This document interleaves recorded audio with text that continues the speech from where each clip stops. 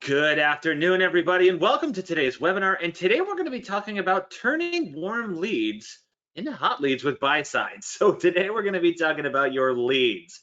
So a quick agenda for what we're going to be looking at today is we'll talk about where to find your leads. So when you go into Buyside and we start to use that marketing suite, we use our buyer market analysis, and we're using these different tools that we have.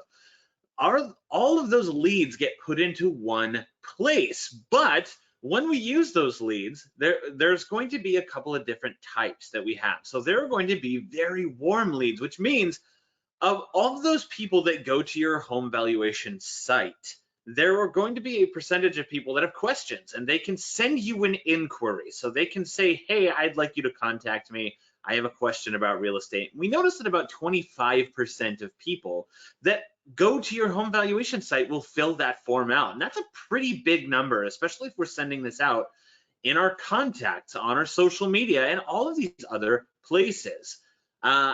Now, a good chunk of those folks are also going to use your home valuation site, see all of this great information, but they're not going to leave their contact info. They're not going to know, we're not going to know who they are, or excuse me, we're not going to know what their phone number is through Buyside. But there are still a few ways that we can use those leads without the contact information. So we'll show you how to do that. And what about leads that come in from people that are outside my area? So how do I use those as well?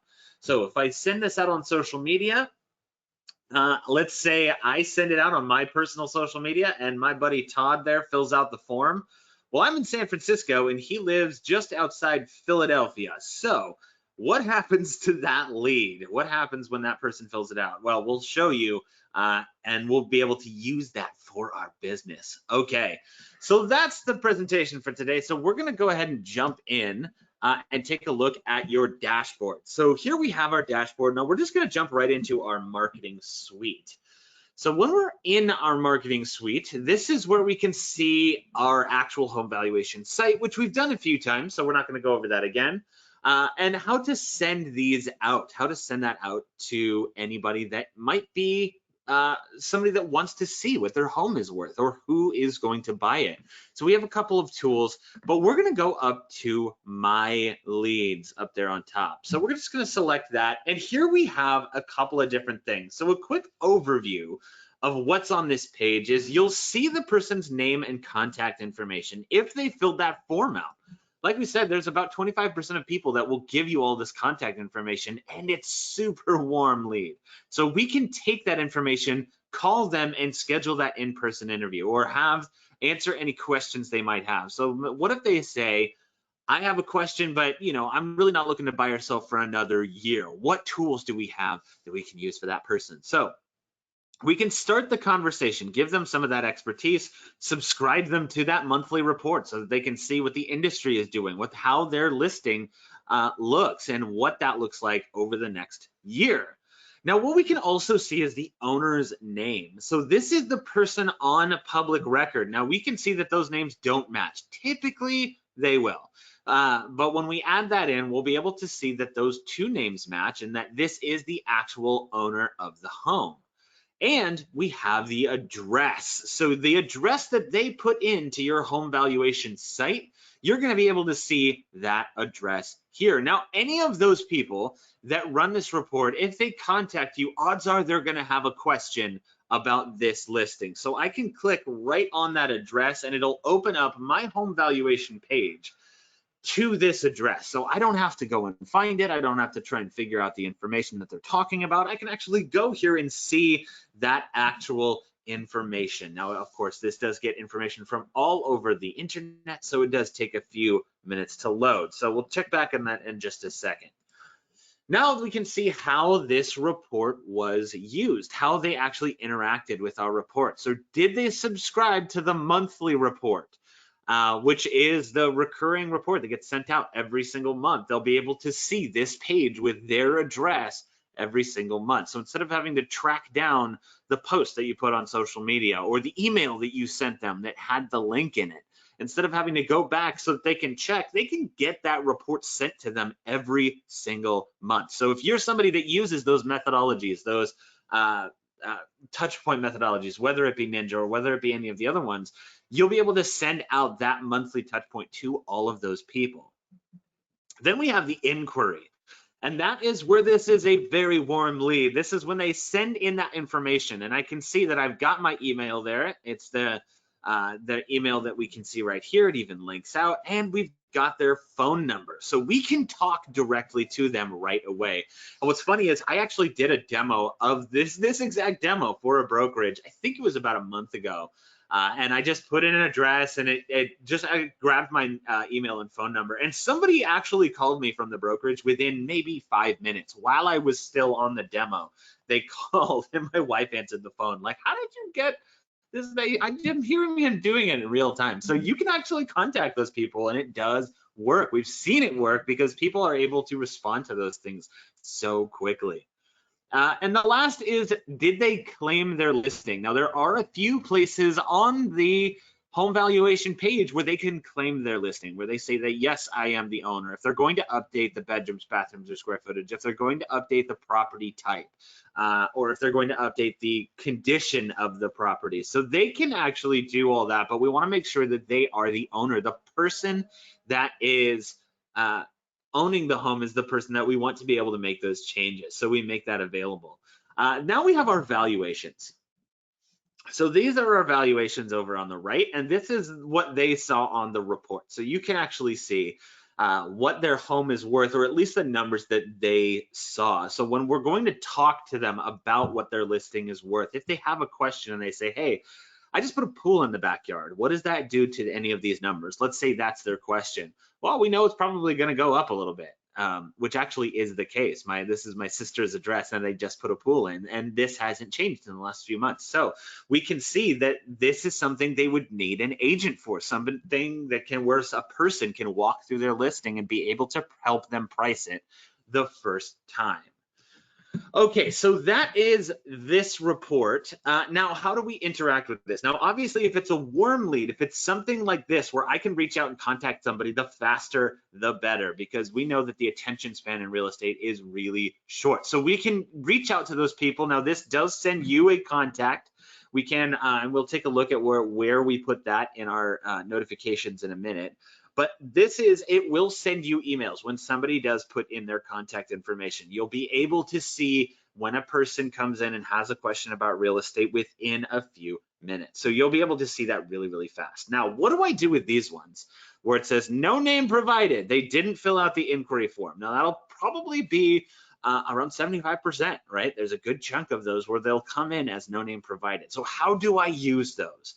Well, there's a couple different ways. One is it does give you the owner's name. So if you're emailing this person, however they got that link, odds are it was through some sort of medium that you know, right? If it's your social sphere of influence, if it's my Facebook, my Instagram, my Twitter, if from an email that I sent, they clicked on the link, most of the time this is going to be a name that you recognize. It'll be somebody that you've communicated with. So we can reach out directly that way. So even if they don't provide you their contact information, all of the ways that we circulate this page are ways of contacting that person. So when we look them up, which most people do, you put it into Facebook or you put it into Google and we try to see who this is and how they got this information, there'll be somebody that we recognize. So we can reach out to them that way. Now, let's assume that it's not. Let's say this is an email blast, or I put it into a group somewhere on Facebook and it's a person from that area that I'm farming in. So it's a new area. Well, I can still use this. So I have their name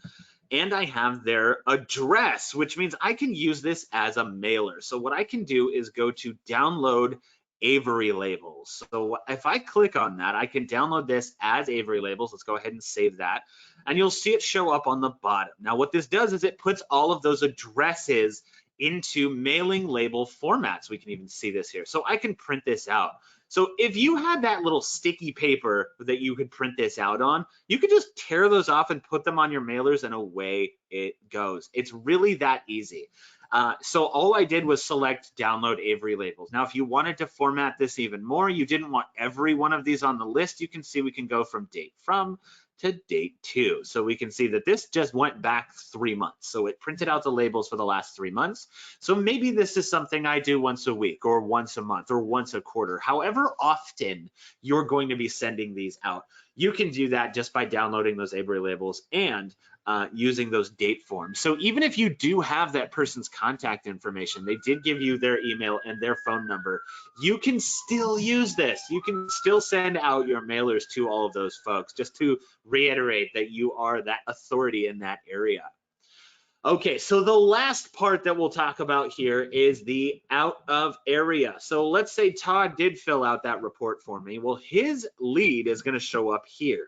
So I know it is out of area. Well, how do I use that? I mean, he's all the way in Philly. What do I do if somebody sends me one of those leads? Well, I can still use that as a lead, right? We can use that for our referral business. We can get those referral fees. We can send referrals out. We can start to get referrals back. So there's always a way that if somebody is curious about real estate, if they're using your home valuation site, if they're doing the marketing suite, if they're going in and taking a look at the information about their listing, we can use that. There are so many different ways and tools that we have now to be able to identify who those people are. So whether I have their contact information already, or if I don't and I'm trying to get their attention, I can do that in a couple different ways, which we have seen. Whew. Okay, so I know today wasn't a super long webinar, but this is really valuable on how to use those leads, on how to get all of those people that have come to my home valuation site and have left their, let's say, their address or their contact info, or they haven't. We can still use all of those for leads. All right, Todd, we're going to go ahead and get started with our Q&A. Great job, Tom. We do have a couple questions. Is that owner name data, where does that come from? That's a very good question. So the owner name comes from public records. I don't know what service we use to get that, though. Do you know? I don't know exactly, but it is on public records. So that's a good answer to the question. Another Perfect. question, and this leads into actually a couple articles I want to show you guys, is what size are the Avery labels? And I know, if you know off the top of your head, you could say it, but I know it is in one of the articles. So I don't know what it is off the top of my head. So okay, then let's go to the help center there. Let's show them how to get to the help center. Okay. Oh, I know you just sent it to me. Hang on.